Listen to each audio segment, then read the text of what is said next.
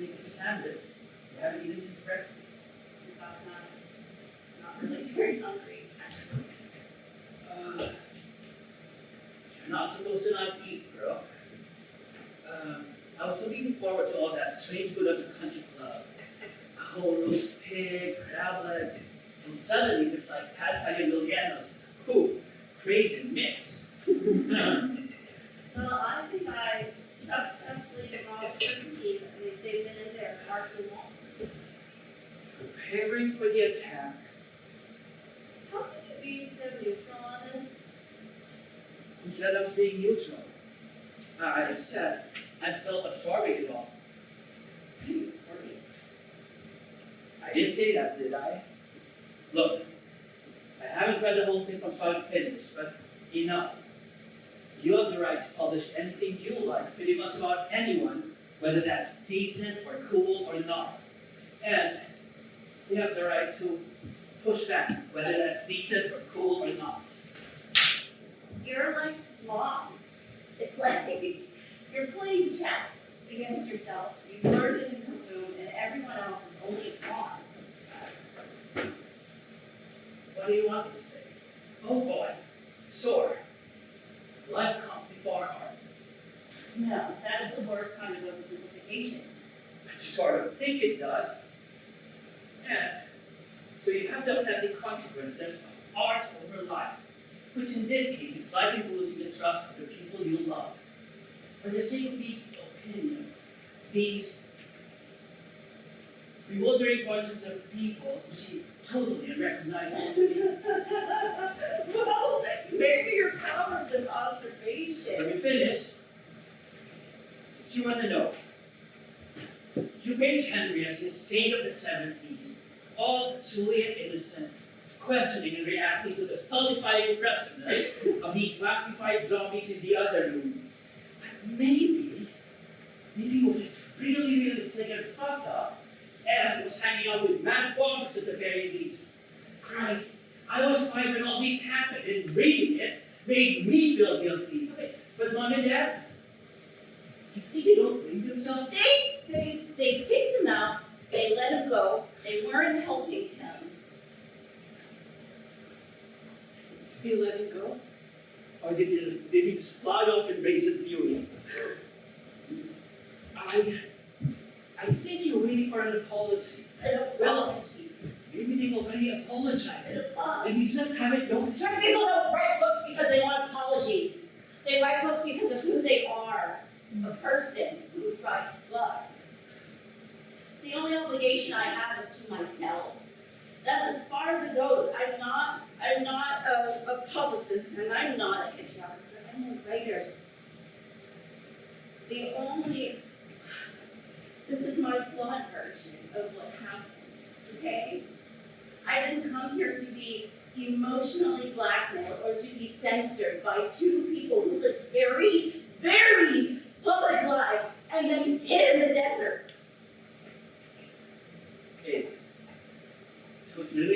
impression on what a writer is, and B,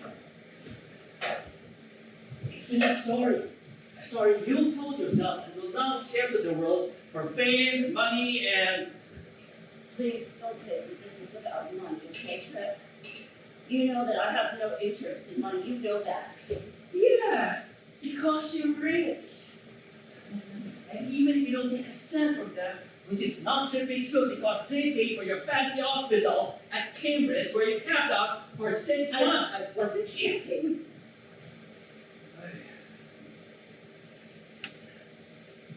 You're rich, you're smart, Ivy League, New York. Your parents are rich, and you know it. What about you? What are you? Is a potted Indian? Different from you now, sis. I don't use my 16,000 different little sicknesses for gain. You do. That's just who you are. You think being depressed makes you special. Guess what? Being depressed makes you banal. And in this case, hard.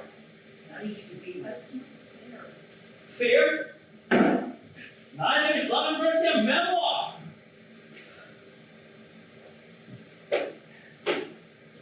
I worship you. I totally do. I love you. But, okay, what I'm about to say, this is true. So suck it up and take it in. And don't interrupt.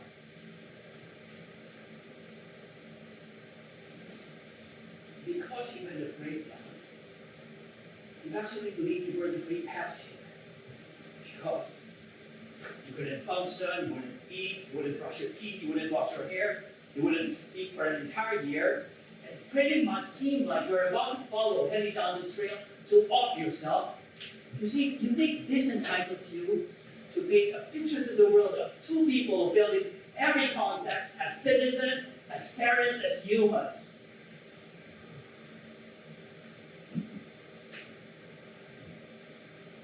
No, you shouldn't. You should not talk to me when Mom talks to Silva. Mom talks to Silda You figured that out? like she loves her. Yeah. Dr. Wyatt, when you weren't busy cooking up your jury of your goddamn peers. Okay. If you're gonna make fun of my TV shows, bro, at the very least, have the decency to watch it first. You think you're not like anyone else in And then don't talk to me when Mom talks to Silva! Yeah. Mom talks to Silda like she loves her. And as for me being like Mom, you're as hard as fucking. And it depicted events that you weren't really aware of as a little kid. I never said you were being dishonest.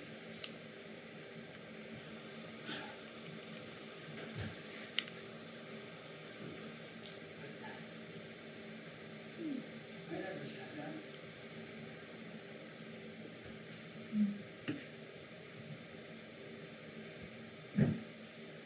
So, did you give Mom and Dad a copy of the book earlier? How about Silda? Did you give Silda a copy of the manuscript while you were working on it? Because I could sure smell it torn away. And if I can, you bet Mom can too. Yes, I did, but she was there Yeah, for a lot of it. she was there. But she used this like a goddamn baseball bat to hit Mom and Dad without crap if they were too angry every chance she gets. What do you think Polly's gonna do when she finds out that her sister was goddamn deep throat for you? But I needed someone else's voice to. Okay, I'm just saying, you made the story better. And added a lot of specific detail to show he was the victim.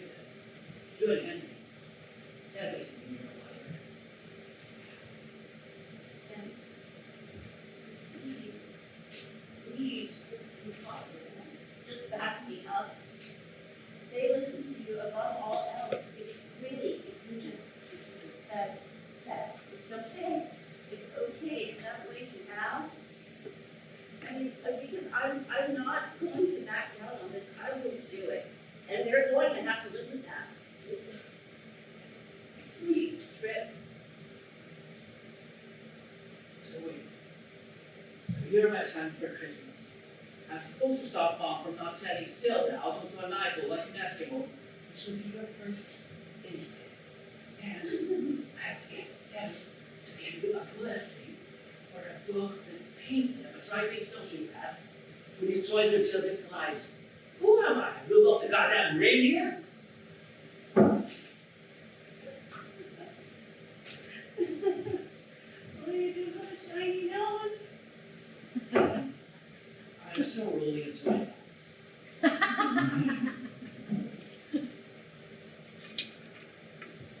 You don't understand this depressive feeling because you don't have it. That's what all the presidents say.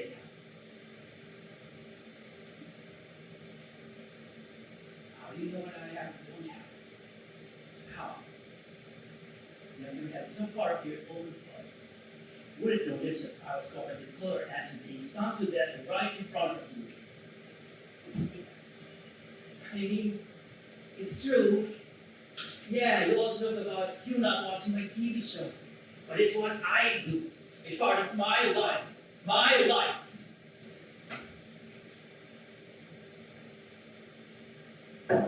There are some things you don't know about me.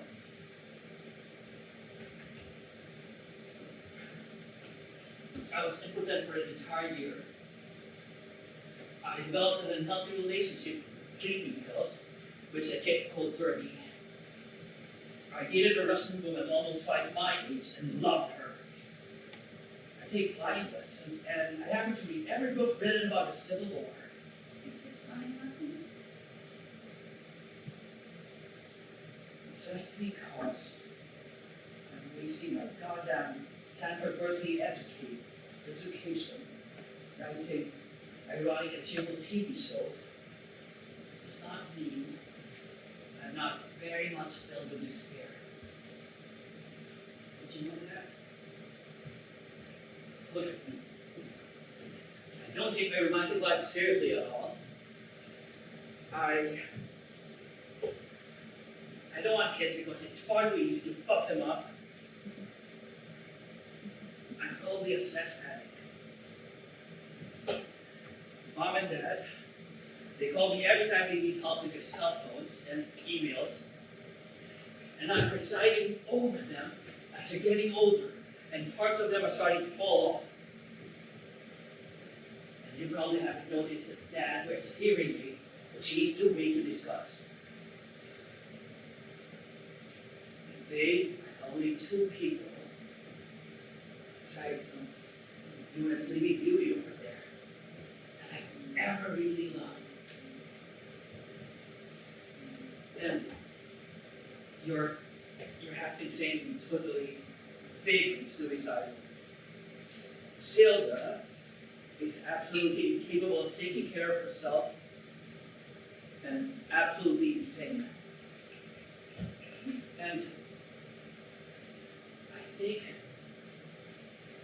I'm turning to you, Hefner. Welcome to the end of the goddamn Golden State. I am California, and California is not happy. Have some. I'm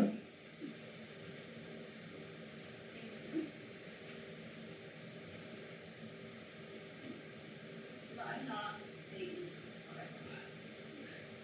You could have fooled me. So, what is it then? Isn't it revenge enough that everyone worries about you all the time? I hate that people worry about me. No, you don't. Come on, you love it. Why else would you add this book to it? But you told me that I have to get back to work. You said that it was up to me, that nobody was waiting for the next Brooke Wyatt novel, and that I have to change that I have to force myself on the world. I said that to get you moving again, to get you writing. Not this. Besides, I thought you should write a floodplain that nobody would bother to watch. So what did you suggest? You want me to put it in a drawer? Just wait until they're gone? Jesus, if that's what you think, then just say it.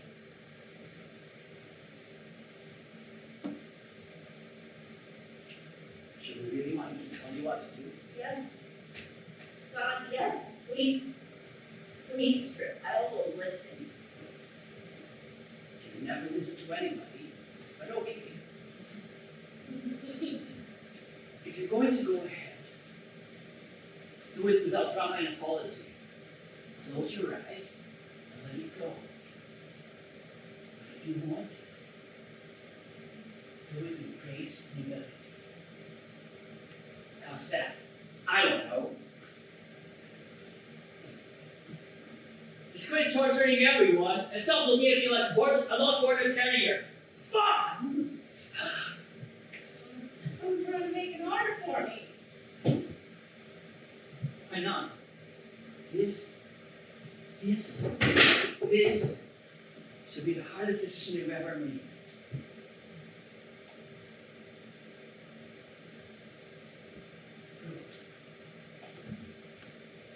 They've been really nice to you.